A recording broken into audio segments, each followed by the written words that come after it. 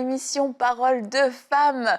Cette semaine, nous allons parler de l'amour, plus précisément marche dans l'amour, et sûrement que ça vous dit quelque chose, un livre, un chant, est-ce que ça vous parle?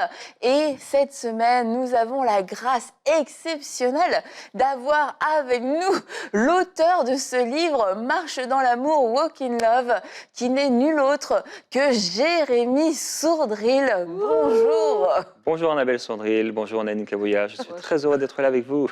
Moi, je fais comme Nadine, je suis je deviens professionnelle comme toi, Nadine. Je fais comme si on n'avait pas vraiment de lien. Comme quand tu présentes Homer.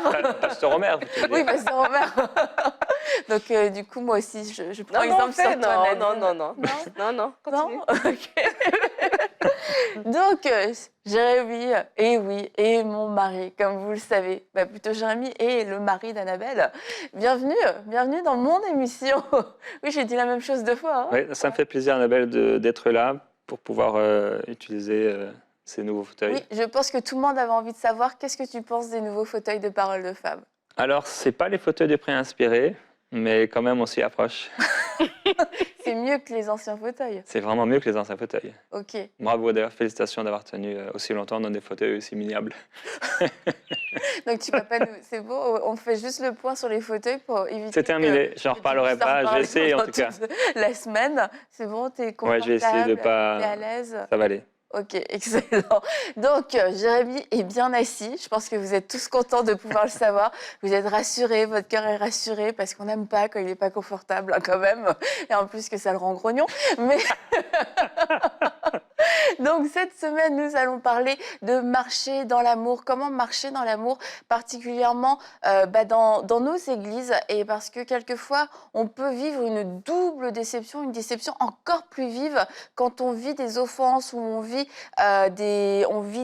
des tensions relationnelles avec des frères et sœurs dans l'église ou avec un pasteur, un leader. On se dit, oh, ça se passe dans le monde chrétien et puis ça peut vraiment nous affecter au point même quelquefois de quitter l'église, de quitter des groupes ou même de se dire, moi, être chrétien, si c'est ça, ça ne m'intéresse pas.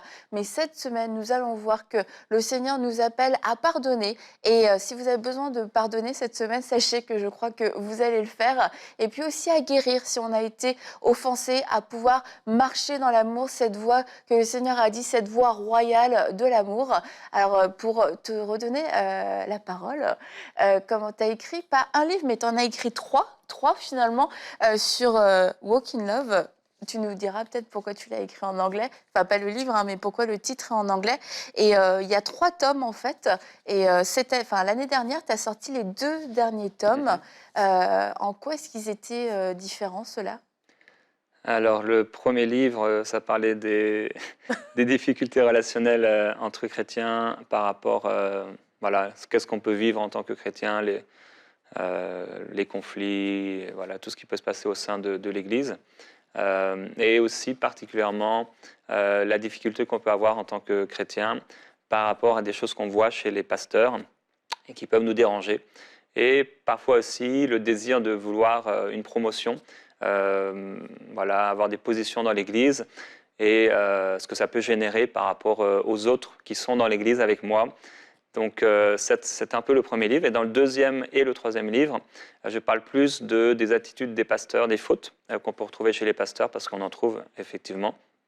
Et qu'est-ce qu'ils doivent faire par rapport à ce qu'ils trouvent en eux aussi, parce que ce sont des chrétiens, et comment ils doivent gérer ça par rapport à Dieu, leur attitude aussi par rapport aux brebis. Et dans la troisième, je parle de 25 types de personnes qu'on trouve au sein d'une église ou d'une division, en partageant l'histoire de David, qui, lorsqu'il va devoir quitter Jérusalem parce qu'il a été trahi par son fils Absalom, il va rencontrer 25 personnes qui sont en fait vraiment 25 types de personnes qu'on retrouve dans l'église. Donc jusqu'à ce qu'il revienne à Jérusalem, il va rencontrer ces personnes et c'est hyper intéressant de voir. C'est comme 25 profils de personnes qu'on trouve dans l'église et donc c'est un peu le thème des livres. En tout cas, Nadine et moi, on est contents parce qu'on a coécrit avec toi ces livres. Ah, je n'étais pas au courant. Non, tu n'es pas d'accord? Nadine ne veut pas rentrer avec moi là-dedans. Donc, pour commencer, comme je l'ai dit, on va parler des offenses. Et c'est vrai que ça peut être surprenant quand on donne sa vie au Seigneur de se dire je vais aller dans une église et puis j'ai été touchée par l'amour de Dieu. Et tous ces gens autour de moi aussi ont été touchés dans l'amour de Dieu. Et du coup, ça peut être surprenant de voir qu'il y a aussi des offenses dans l'église. Et pourquoi y a-t-il des offenses dans l'église, Jérémy Sandril, alors qu'il y a des gens qui sont nés de nouveau et puis qu'on aime Dieu et Dieu nous aime? Comment ça se fait? Eh bien, parce que quand on sort de l'Égypte, la mentalité n'est pas forcément transformée. Et donc, il y a des choses qui doivent encore changer en nous. Jésus a dit, il est inévitable qu'il y ait des occasions de chute ou de dispute. Donc, déjà, le fait est posé. On ne trouvera pas d'église parfaite. Et dans toute relation, il y aura toujours, à un moment ou à un autre, des difficultés qu'on va devoir gérer. D'où l'importance d'avoir une très bonne communication. Parce que là où il n'y a pas de communication, c'est la porte ouverte à ce que les choses s'aggravent. Ou alors qu'on les garde dans le cœur. Et au bout d'un moment, il suffit d'un déclic et boum, ça éclate. Donc la communication est vraiment importante. Donc, il dit il est inévitable qu'il y ait pour les hommes des occasions de chute. On le retrouve aussi dans l'Église et dans les églises. Et Jésus dit par contre, en disant cette vérité, malheur à celui par qui ces choses arrivent. Donc il pose un fait, il y aura des occasions de chute, il y aura des occasions de dispute, il y aura des difficultés. Maintenant, ne soyez pas cette personne qui va créer des occasions de chute pour les autres. Et il dit, prenez donc garde à vous-même, c'est-à-dire vous faites attention. Et tout de suite, il donne la solution, mais on aura peut-être l'occasion d'en reparler cette semaine. Si ton frère s'est rendu coupable d'une faute, reprends-le, et s'il change d'attitude, pardonne-lui. On reviendra sur ça.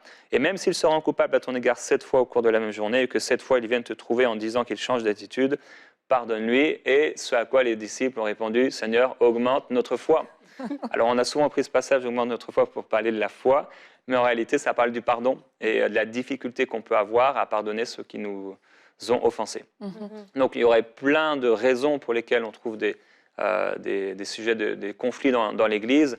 Bon, j'ai parlé du désir de promotion, des déceptions qu'on peut avoir et qu'on peut voir chez le leader, chez des responsables spirituels, aussi chez d'autres frères et sœurs, que finalement on réalise ils ne sont pas parfaits, comme tu l'as dit. On arrive dans l'église, on est sauvé, wow, gloire à Dieu, on découvre un amour extraordinaire. Oh, dans ce lieu, il y a tellement d'amour, je n'ai jamais vu ça dans le monde. La personne s'ouvre au Seigneur et finalement, il réalise que et parmi le peuple de Dieu, il y a encore beaucoup de personnes qui ont besoin d'être régénérées dans leurs pensées et de mourir à eux-mêmes.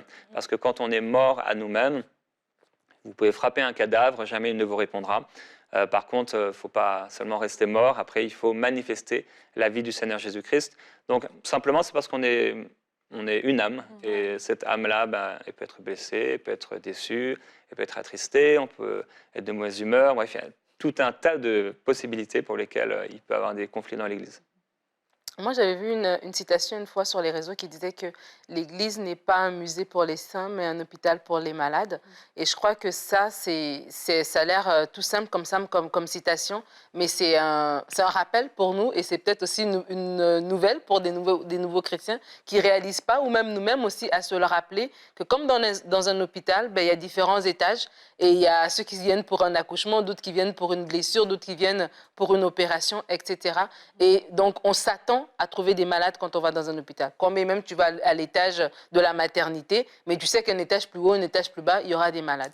Et je crois que quand on va à l'église, on doit aussi savoir que c'est la même chose en fait. Il y a des gens, comme Jérémy l'a dit, qui sont peut-être nouvellement au Seigneur, ça fait 10 ans, ça fait 20 ans. C'est même pas une question de temps, mais c'est une question de transformation. Parce qu'il y a des chrétiens de longue date et des fois c'est pour ça qu'il y a des offenses, parce qu'on est peut-être offensé par l'attitude d'un chrétien de longue date à qui on a fait confiance, un diacre ou une personne en autorité, et on se dit, mon Dieu, comment elle peut réagir comme ça? Donc je crois que c'est important de nous-mêmes être indulgents envers nous et être indulgents envers les autres, en réalisant que voilà, chacun est à une étape différente. On vient tous servir Dieu, chercher Dieu, mais chacun est à une étape différente. Et je crois que quand on réalise ça, on sera moins dur. Parce que j'ai vu des gens s'offenser, on parle pourquoi il y a des offenses dans l'Église, s'offenser pour un rien, s'offenser parce qu'on ne m'a pas appelé, s'offenser parce que, voilà, j'étais partie, puis personne n'est venu. Tu sais, c'est quelque chose, oui, c'est peut-être, oui, on aurait dû t'appeler, mais est-ce que c'est vraiment une occasion pour toi de quitter? Mais c'est parce que, en fait, j'avais tellement d'attentes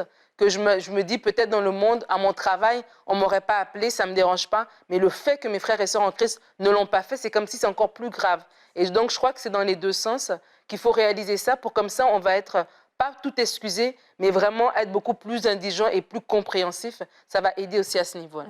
Et c'est pour ça, je pense que c'est bien de pouvoir citer quelques exemples d'occasions d'offense. C'est pas qu'on veut créer, mais c'est des choses qui existent pour comprendre pourquoi est-ce que moi j'ai été offensée, mais aussi sachez que probablement vous avez aussi offensé quelqu'un dans l'église parce que, comme Nadine l'a dit, on est en chemin et c'est vrai, on arrive à l'église, oui, on a été sauvés, mais bien souvent, on a aussi tout un bagage au niveau de notre caractère, au niveau des blessures. Et ça peut prendre du temps, quelquefois, de guérir. Et c'est comme on l'a dit, les personnes avec qui on va avoir affaire, ce sont des personnes qui, oui, ont expérimenté l'amour de Dieu. Et en effet, il y a des choses qui ne devraient pas se passer à l'église. Et c'est triste, c'est dommage que ça puisse se passer. Il y a des discussions, quelquefois, qui ont lieu. On se dit, mais pourquoi est-ce qu'à l'église, je peux entendre autant de médisances et autant de critiques? Mais parce que les croyants ont aussi besoin de se sanctifier, de grandir et de devenir plus matures. Et c'est aussi une des façons, comme tu le disais, Nadine, de pouvoir mieux le comprendre de l'autre côté, c'est de se dire, peut-être que moi aussi j'ai été de l'autre côté, peut-être que c'est moi qui n'ai pas appelé quelqu'un un jour, peut-être que c'est moi qui ai critiqué, qui ai fait de la médisance, peut-être que c'est moi qui, à cause de mes blessures, ai une réaction agressive envers quelqu'un dans l'église. Donc en fait, l'église, oui, est un bel endroit, est un endroit où Dieu déverse sa bénédiction, est un endroit où Dieu déverse son amour, mais c'est un endroit où forcément on va apprendre à s'aimer les uns les autres, et s'aimer les uns les autres, ça ne veut pas dire qu'il n'y aura pas de frottement et qu'il n'y aura pas de moments où les personnalités vont pouvoir s'entrechoquer, mais c'est un endroit aussi, surtout, de pardon, un endroit où on va apprendre à pardonner parce que ça vaut la peine de pouvoir pardonner. Ouais, on peut voir que le premier couple dans la Bible, Adam et Ève, déjà dans leur histoire et la première communication qu'il y a, quand Ève va proposer le fruit, Adam va l'accepter, ils pêchent tous les deux, ils se cachent. Quand Dieu s'adresse à Adam, il va dire « c'est la femme que tu m'as donnée ». Et j'imagine que pour Ève, entendre ça, elle aurait préféré être couverte par son mari, que le mari puisse dire non, mais je suis vraiment reconnaître, Seigneur, je suis désolé, j'ai péché. Mais tout de suite, il met la faute sur sa femme. Et c'est très désagréable, j'imagine, pour elle, que le mari puisse, au lieu de la couvrir, l'exposer et dire que finalement, il n'a aucun tort. C'est vraiment de la faute à 100% de son épouse. Donc, le premier couple dans la Bible, on peut voir que direct, il y a des situations qui ne sont pas très agréables. Mais également, les premiers frères, dès qu'il y a eu des frères sur la terre, il y a eu des problèmes. Caïn et Abel ont eu un énorme problème relationnel et ça s'est fini par un meurtre. Donc le monde, à cause du péché, le péché engendre des situations conflictuelles. Le fait d'avoir des conflits, c'est une chose, mais c'est surtout le fait de ne pas savoir ou de ne pas les gérer d'une bonne façon, d'une façon divine, et de laisser la place finalement à la chair et à Satan. Et c'est ce que va faire Caïn. Dieu lui montre qu'il a une mauvaise attitude. Il dit, mais redresse-toi, reprends-toi. Le péché est là, c'est vrai. Tu sens le pouvoir du péché qui est là. Il est tapis à ta porte, mais reprends-toi. Et il ne va pas réussir. Finalement, ça va se terminer en meurtre. Il tue son frère. Et il ose dire, mais est-ce que je suis le gardien de mon frère? Eh bien oui, dans l'Église, on est le gardien de nos frères et de nos sœurs. Et comme tu le disais, Nadine, parfois on a des attentes vis-à-vis des autres. On attend qu'ils nous donnent des choses, ou qu'ils nous disent des choses, ou qu'ils nous fassent du bien. Et on peut ne pas rencontrer bien nos attentes. Mais on a un chemin, et c'est un chemin, effectivement, un chemin d'amour que le Seigneur Jésus nous propose. Il nous dit, on pourrait avoir, à travers l'apôtre Paul, la bouche de l'apôtre Paul, il dit, je pourrais avoir toute la connaissance, les prophéties, etc., tous les dons les meilleurs, mais si je n'ai pas l'amour, je ne suis rien. Et des fois, on retrouve dans l'Église des personnes, femmes et hommes, qui ont par exemple un très bon don de prophétie, voilà, ils se lèvent dans l'église, ils prophétisent, etc. Mais par contre, ils ont tellement d'amertume dans leur cœur vis-à-vis des autres. Et le message que le Seigneur m'a donné par rapport à ces livres, le message de ces livres, c'est vraiment, c'est pas un message nouveau, mais c'est de marcher dans l'amour. C'est ce que le Seigneur Jésus veut, et on peut vivre cette révolution à partir du moment où on accepte vraiment de mourir à nous-mêmes et de faire ce pas de foi. Seigneur, je veux vivre comme toi, je veux être comme toi. Seigneur, je suis prêt à abandonner mes façons de penser et à abandonner la colère, l'amertume. Je veux vraiment marcher dans cet amour. Et frères et sœurs, il y a un amour surnaturel. Il y a un amour extraordinaire qui fait que, entre guillemets, vous serez comme un cadavre, dans le sens où on peut vous frapper, vous ne sentez rien. Et si vous sentez quelque chose, vous avez un tel amour pour Dieu et un tel amour pour les gens que vous comprenez en fait qu'ils sont comme vous, qu'ils passent par les mêmes difficultés. Et vous allez excuser même parfois des choses qui ne sont pourtant pas excusables juste parce que vous marchez dans l'amour. Et je suis surpris de lire à chaque fois Jésus qui, à la croix, il dit « mais pardonne-leur parce qu'ils ne savent pas ce qu'ils font ». Mais j'aimerais dire, ils savaient très bien ce qu'ils faisaient. Ils savaient ce qu'ils faisaient en clouant Jésus sur la croix. Ils l'ont vu faire des miracles sous leurs yeux. Ils ont vu Lazare ressusciter sous leurs yeux. Ils ont vu la multiplication des pains sous leurs yeux. Ils ont vu, ils savaient ce qu'ils faisaient. Alors, pas à 100% certainement parce qu'ils n'ont pas voulu reconnaître le Messie. Mais pourtant, Jésus se met dans une position de pardon extrême. Il ne méritait pas, nous ne méritions pas d'être pardonnés. Et pourtant, il nous pardonne et il ose dire qu'on ne sait pas ce qu'on fait. Mais en réalité, on sait ce qu'on fait. Quand on pêche, notre conscience nous reprend. On sait que ce n'est pas bien quand on ment, quand on vole, quand on triche. Et pourtant, Jésus dit, mais pardonne-leur parce qu'ils ne savent pas ce qu'ils font. Donc l'amour, en fait, va être cet ingrédient qui va dépasser, surpasser les fautes. Et le Seigneur nous encourage à pouvoir aimer comme aussi on aimerait qu'on nous aime, et à pardonner. Il dit ici, voilà, jusqu'à 7 fois ou 7 fois, 70 fois ou 77 fois. C'est incroyable. C'est un amour et c'est un pardon qui est suprême. Mais il dit également que si on ne fait pas grâce, si on ne pardonne pas ceux qui nous ont offensés, on ne sera pas pardonné non plus. Et là, c'est vraiment un point qui est crucial et qui est extrêmement important, je crois, pour l'Église. Parce que, bon, voilà, ceux qui ne connaissent pas le Seigneur, ils doivent le rencontrer. Mais nous qui le connaissons, des fois, on va se cacher derrière notre salut. Et la grâce et l'amour de Dieu, oui, il y a un amour de Dieu pour nous. Il pardonne nos fautes, c'est extraordinaire. Mais le problème, c'est que si nous ne pardonnons pas ceux qui nous ont offensés, si on est dur de cœur avec les gens, si on refuse de pardonner, c'est comme si Dieu prend ce qu'il y a à l'intérieur de notre cœur et qu'il le met dans son cœur pour nous juger. Et il nous jugera selon l'amour qu'on a eu envers les autres. Si on a refusé de pardonner, qu'il y a eu dans notre cœur ce refus de pardonner, c'est comme si Dieu prend le refus de pardonner, il le met dans son cœur au moment du jugement et au moment où on se retrouvera devant nous, et ça va faire mal. Parce qu'on sera jugé selon la miséricorde ou non qu'on a eu envers les autres personnes. Donc, faisons attention, vraiment. Amen, amen. Et j'aime trop ce que tu es en train de dire. Et il y a ce verset dans Pierre qui dit de s'édifier mutuellement pour former une maison spirituelle. Et c'est ça, j'aime ce que tu es en train de dire parce que ça ramène les gens à leur responsabilité première. À se dire que la Bible dit comme le fer aiguise le fer, l'homme s'aiguise au contact de son prochain. Moi, je suis dans l'église, ok. Quel est mon regard par rapport aux autres?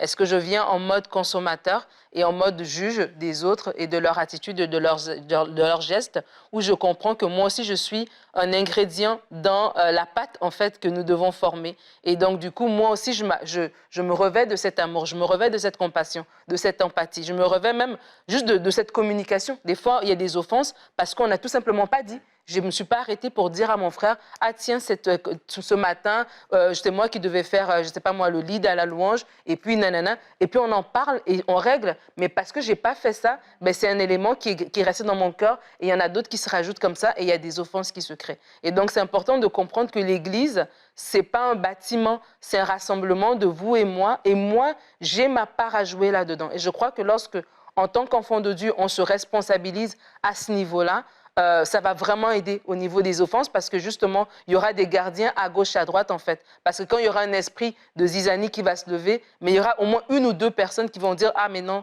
tu sais quoi, on ne devrait pas aller dans cette direction-ci, on devrait aller plutôt dans cette direction-ci. Donc, je crois que c'est vraiment important c'est vrai que des choses peuvent arriver, on peut être spectateur, mais vraiment au niveau de ce qu'on est en train de parler aujourd'hui, on est des acteurs. Et vraiment, si chacun de nous se lève, ça fera vraiment une différence. Et prend sa responsabilité Mhm. aussi.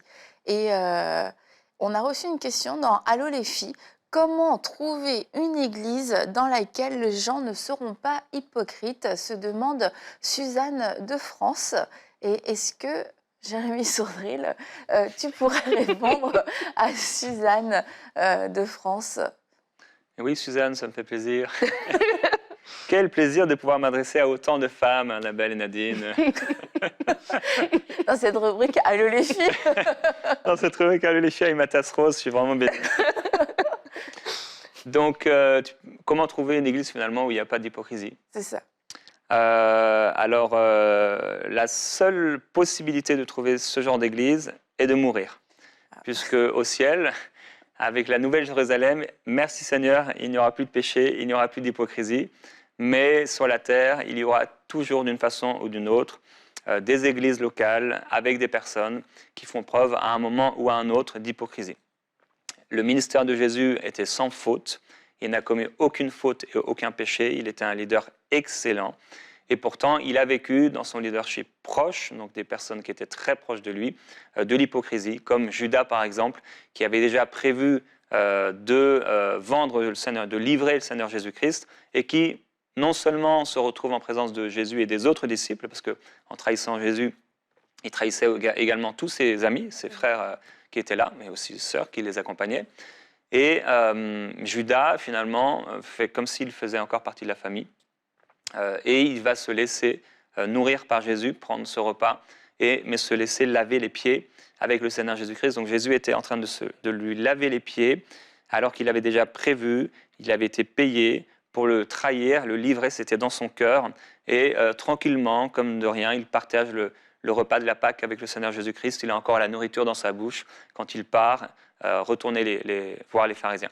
Donc l'hypocrisie, même si on a un ministère qui est extraordinaire, même si on est un frère, une sœur, un chrétien, une chrétienne, sans faute, dans telle ou telle situation, on va se retrouver avec des personnes qui vont faire preuve d'hypocrisie dans l'Église. Donc c'est décevant, on s'attend à mieux. Maintenant, c'est sûr que si nous sommes dans une église locale, plus traditionnelle, où beaucoup de gens ne sont pas nés de nouveau, on va être beaucoup plus confronté à de l'hypocrisie, parce que là où il n'y a pas de nouvelle naissance, la chair, voilà, on est dans le monde, donc beaucoup d'hypocrisie.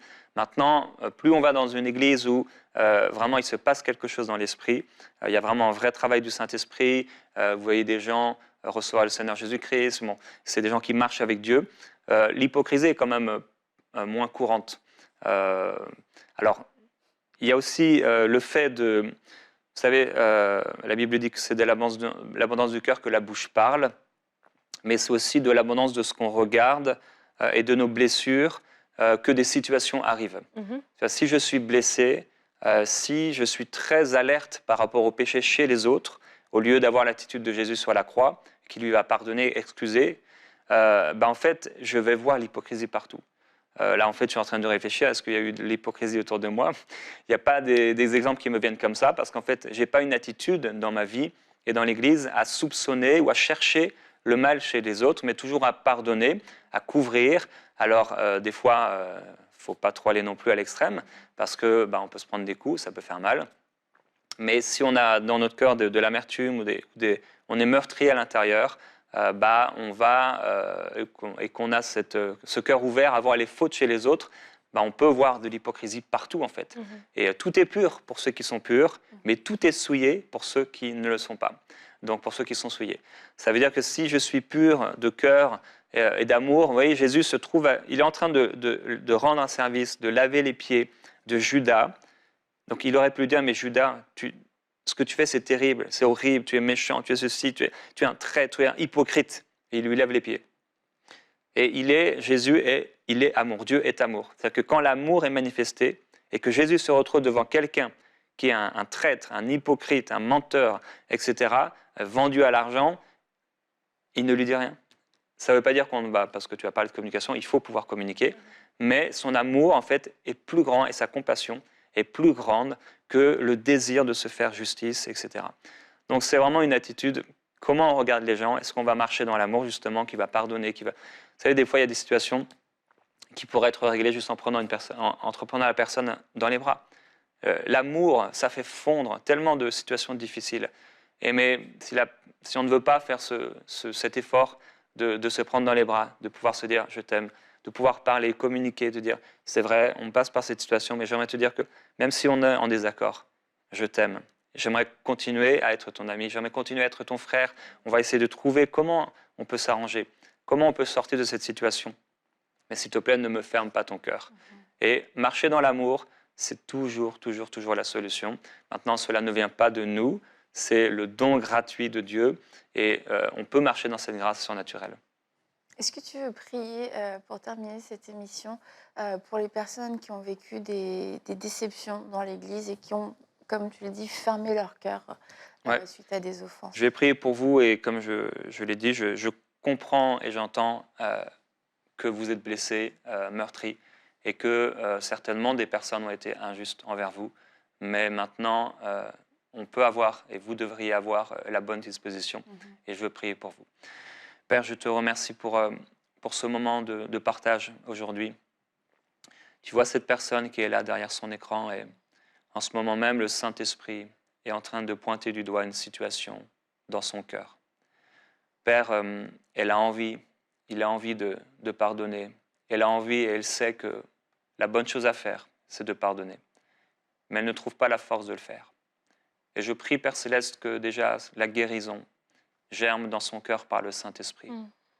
Je te demande par ton amour suprême, encore une fois, de toucher sa vie, de la remplir de ta présence, de la douceur de Jésus-Christ.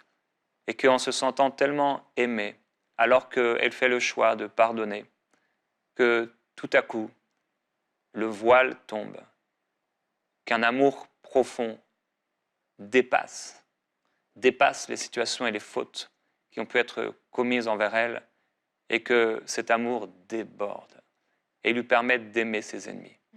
Père, je prie pour la guérison des cœurs brisés, blessés, là où il y a eu des meurtrissures dans le cœur.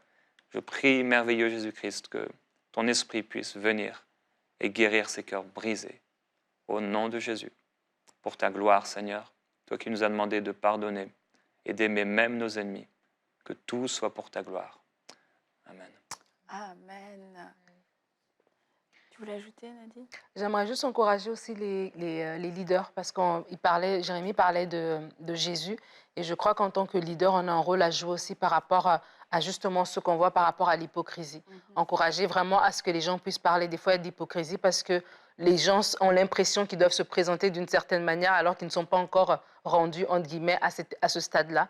Et donc vraiment, si en tant que leader, on peut aimer les gens tels qu'ils sont pour ne pas que les gens se sentent qu'ils doivent faire semblant et commencer vraiment à être un chrétien très, très engagé dans l'Église, mais la semaine, ils sont autre chose. Et donc, je crois que Jésus est notre modèle par excellence. Et en tant que leader, on doit aussi prendre l'exemple de comment il a aimé ses brebis, malgré qu'elles étaient différentes. Il a aimé ses disciples qui étaient à des différents niveaux, etc. Il les a portés. Et je crois que ça va vraiment aider aussi au niveau des offenses dans l'Église. En effet. Alors, on va vous dire à demain pour une prochaine émission de Paroles de Femmes. Nous allons voir comment, de façon plus pratique, nous pouvons aussi gérer l'offense. Et je crois que pour beaucoup, le Saint-Esprit vous a conduit à délaisser de la haine, délaisser de la colère, de la vengeance contre l'Église en général, contre certains leaders, contre certains frères et sœurs. Et c'est notre prière que vous puissiez ne pas résister à ce que le Saint-Esprit vous pousse à faire et que vous puissiez vivre cette délivrance à travers le pardon. Alors à demain dans Paroles de Femmes.